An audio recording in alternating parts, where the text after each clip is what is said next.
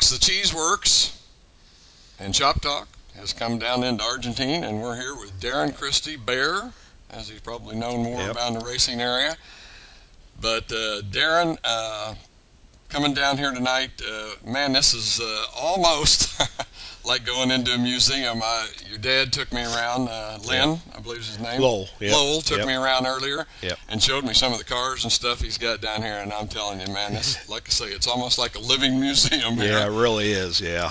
And really some neat stuff. Of course, being an old sprint car fan, I love a lot of the cars. One of Jim McMurray's old cars sitting out in the back there. Yep. And, man, I hope the guy gets the time to start restoring that stuff. Yeah, we really needed to, back off on our factory stock program, but we've been having so much fun with it, and so we could take time to do some of the vintage racing, but he loves them factory stocks. Okay, we're going to talk about Darrin Christy tonight. Darrin, I understand this year you'll be celebrating your 25th year of racing, and you're one of those guys that kind of goes back a little ways and started at Riverside, I believe, in 1983. Yep. And if I understand right, you were one of the first guys to race in what then was known as the East Coast Modifieds. What was that like? Actually, Larry Castor's the one that kind of brought the IMCA to the Kansas City area, and we thought, we was thinking about street stocks back in, and we looked into that, and Larry and Buzz was really a big part of getting us going racing. So, that was kind of the start of the deal. Actually, Fred Renault over in Independence, a lot of people know him as Goober, built my first car. And then when we got it home, Dad and a friend of his, Daryl Bellheimer, put it together, and we started racing in 1983. Wow. Yep. I can't imagine what it must have been like. I mean, this is a totally new class that came to this area. Like, say, Larry Castor, I think, brought this here from the East Coast. And those cars must have just kind of been a little bit foreign to everybody, weren't they? They really was, because only thing we knew around here was stock cars and sprint cars. And when a modified came in, and boy, it was a weird-looking thing, Pinto bodies, Vega bodies, and when they came in, people was like, "What is this?" But but it's really caught on. Okay, you and I were talking last night, and man, you had a story to tell me about the first time you went racing at Riverside, and it just cracked me up. You've got to tell everybody about this story. Well, Larry had a practice because he brought the new class to town, and he wanted to have a practice so we could try these cars out. Well, he had to let all the classes run. Well, when he had the practice, he brought he just let everybody out on the track at the same time. And every I remember, class there was every class. And I remember I was scared to death. I went out on the track, and I think I was going down the back straightaway, and Gene Claxton flew by me so fast it scared me. And I thought, you know what? I don't think I want to do this. So that was kind of, it was quite a deal. That was a wake-up call. It was a wake-up. Yeah, what am I doing here? That's right.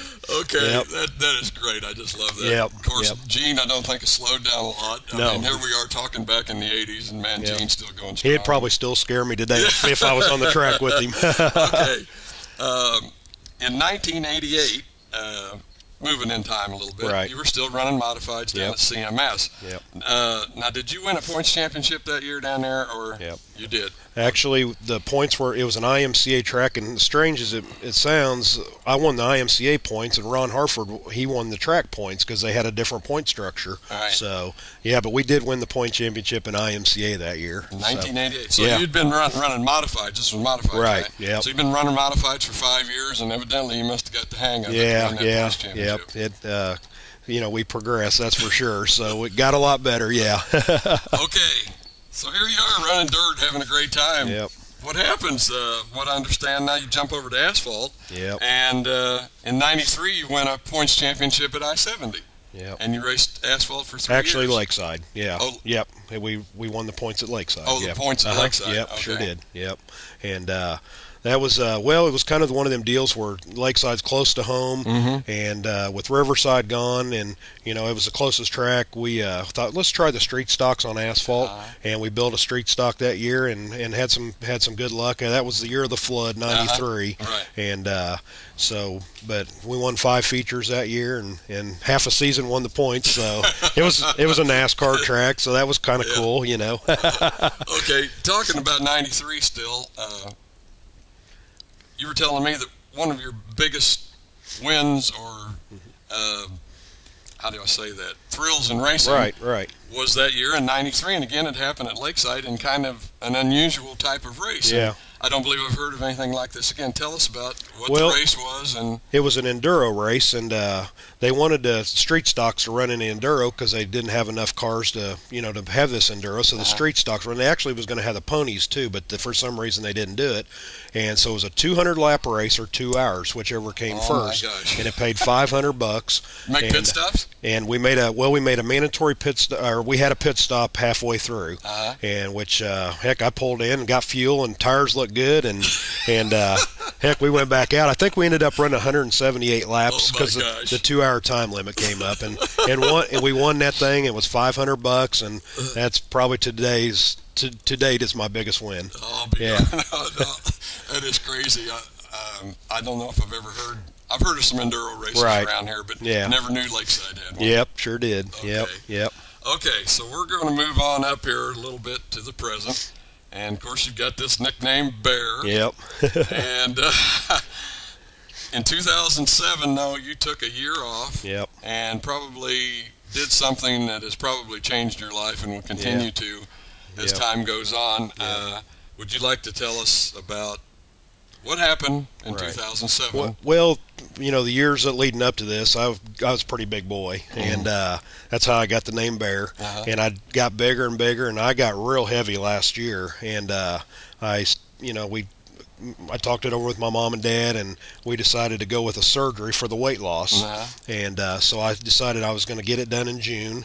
And we ended up getting it done in September, but I'd planned it in June, so I didn't build a race car that year, because I was going to get this done. So took the year off and got the surgery done and feel a lot better. I was going to say, it probably has changed your life, and everything's going good with that. It's going good, yeah. I get back in the race car. I don't get out of breath, because I was getting out of breath while I was racing, and I feel good now, and I've lost, I think I told you, 161 pounds now. So feel a lot better. And you were up to 444. I was like 444 last year, 4th of July. Unbelievable. Yeah, I'm telling you, that is really neat. Yep.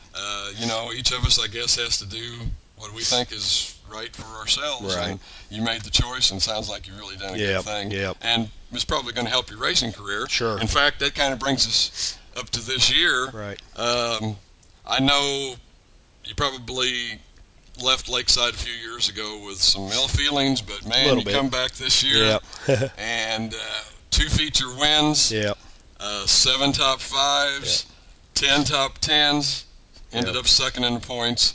Man, you've got to really feel good about what you've done this year at Lakeside. Yeah, it's been a really good year because I was real skeptical. We built this new car over the winter, and I was like, do I still have it, because setting out a year and, things just advance so much every year. And I was a little worried about it, but I just wanted to go out and have fun and get some good finishes. And, 2 wins and second points. I was real happy with that. Yeah. Okay, tremendous year. Back on the Lakeside Oval. Yep.